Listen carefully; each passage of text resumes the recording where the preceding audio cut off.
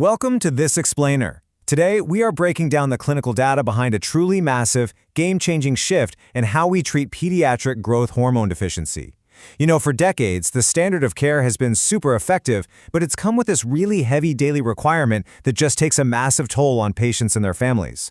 So today, we're looking at the evolution of that therapy and how we're finally moving from a daily struggle to a weekly innovation. Let's get right into it. So let's start by exploring the real-world toll that demanding daily medical routines take on children and their caregivers. Just imagine being a young kid or a teenager, and your everyday routine involves a painful injection, day after day, year after year. What actually happens to compliance when a medical treatment is just too exhausting to keep up with? Well, the data shows us that treatment fatigue is a very real, very measurable barrier to medical success. Here is our roadmap for today. We're going to start with the daily injection struggle, then unpack the actual science of weekly Somatropin, look at the data proving it works, review safety and side effects, and finally examine how this lessens the overall treatment burden.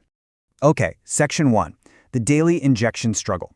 First, we really need to understand the stakes of treatment fatigue in young patients and how it directly compromises a child's medical outcome. Get this, a staggering 66% of children who miss more than one growth hormone dose a week suffer significantly reduced height velocity. That means if a kid misses just 2 doses out of 7 in a single week, their growth rate drops measurably. The margins for error in daily therapy are incredibly slim, and the consequences of missing those doses are immediate and severe for the child's development. When we look at the factors driving this low adherence, we're looking at a pretty complex mix of physical and emotional hurdles. We are dealing with painful daily injections, right? Plus, we see much lower adherence during adolescence because of peer pressure, denial, just a general reluctance to seek medical advice. Then there's simple forgetfulness, and of course, profound management exhaustion for the caregivers. Astoundingly, one study reported that 52% of children with growth hormone deficiency ceased their treatment earlier than recommended. We have to look at this not as a patient failure, but as a completely natural consequence of the heavy emotional and physical burden these daily shots demand. History actually shows us that moving from daily to long-acting regimens is a proven medical evolution. We've seen this exact shift successfully increase adherence and quality of life in other demanding conditions. For instance, in hemophilia, moving to once-weekly prophylactic dosing led to robust hemostasis with significantly greater adherence. Same thing in type 2 diabetes. Once-weekly treatments completely boosted adherence and patient satisfaction compared to daily injections. The precedent for long-acting treatments improving lives is totally clear. Moving on to Section 2, the science of weekly Somatropin, let's look at the biology of how we can actually stretch a daily hormone treatment into a once-weekly dose without losing its punch. The answer lies in some truly fascinating bioengineering. Scientists manufactured a growth hormone using recombinant DNA technology, but then they did something super clever. They fused the human growth hormone with 3 copies of CTP. That stands for carboxy-terminal peptide, which is derived from the beta chain of human chorionic gonadotropin. By fusing these specific sequences to the hormone, it effectively puts the brakes on how fast the body clears the medicine, keeping it active in the system for way longer. This structural tweak is massive. Traditional recombinant human growth hormone has a fleeting half-life of just 2 to 3 hours. But Somatropin, thanks to that CTP technology we just talked about, boasts an impressive half-life of 28.2 hours. It literally stays in the circulation for about 6 days after the last dose. This exponential increase is exactly what makes a once-weekly schedule biologically possible. Section 3. Proving it works. Because extending the half-life is really only half the battle, right? We need hard clinical data to prove it actually helps children grow just as well as the daily injections they've relied on for years. To prove this, researchers conducted a highly robust global Phase 3 study.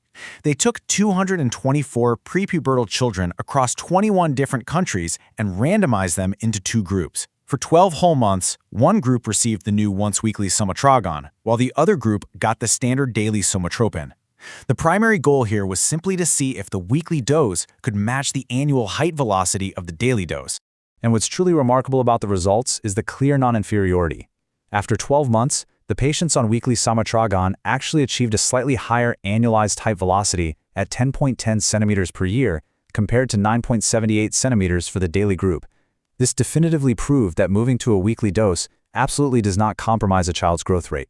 And the positive results didn't stop at just height velocity. The data confirms that bone maturation progressed normally and similarly between both groups. Crucially, the mean values for IGF-1, which is a key growth indicator, normalized within just 1 month of starting Somatropin and stayed right in the normal range. We even have data from a Phase 2 open-label extension showing sustained improvements in clinical growth parameters for up to 5 years. Plus, a post-hoc analysis of an Asian subgroup showed these positive efficacy results were highly consistent across different demographics. Section 4, Safety and Side Effects. Because of course, whenever we introduce a new, long-acting technology into pediatric care, we have to carefully examine the safety profile. Efficacy literally means nothing without safety. Looking at the treatment-emergent adverse events, the safety profiles were actually very similar between the two groups. Any adverse event happened 84.4% of the time with Somatropin versus 78.3% with daily Somatropin. The majority of these events were mild to moderate. As you might expect with subcutaneous injections, injection site pain was the most common issue.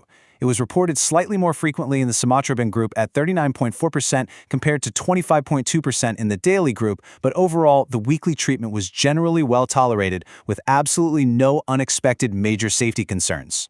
It is also super important to note the data regarding anti-drug antibodies, or ADAs.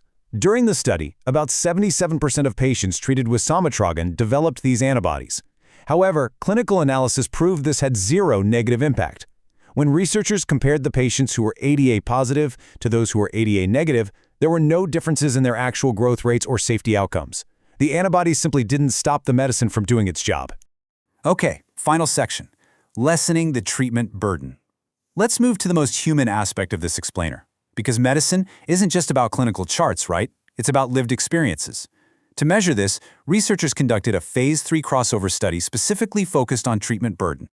This crossover design is brilliant. By having patients experience 12 weeks of daily shots and then switching them to 12 weeks of weekly shots, or vice versa, researchers could accurately and directly quantify the impact of the injection schedule on their daily lives. The patients and their caregivers served as their own baseline for comparison. It's really smart.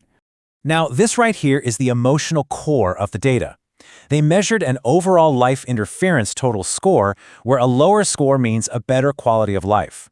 During the daily treatment, the score was 24.13. But during the weekly treatment, that score absolutely plummeted down to just 8.63.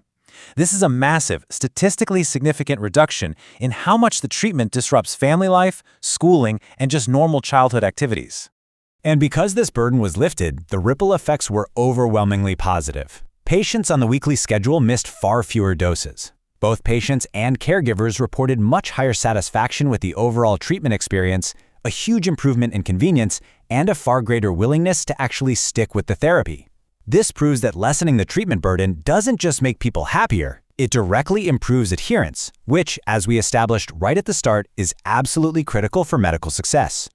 As we wrap up this explainer, the data leaves us with the really inspiring realization.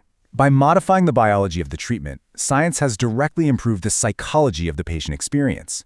If we can achieve the same or even slightly better clinical growth outcomes while dramatically reducing the daily burden on children and their families, how else will patient-focused innovations reshape the future of pediatric care?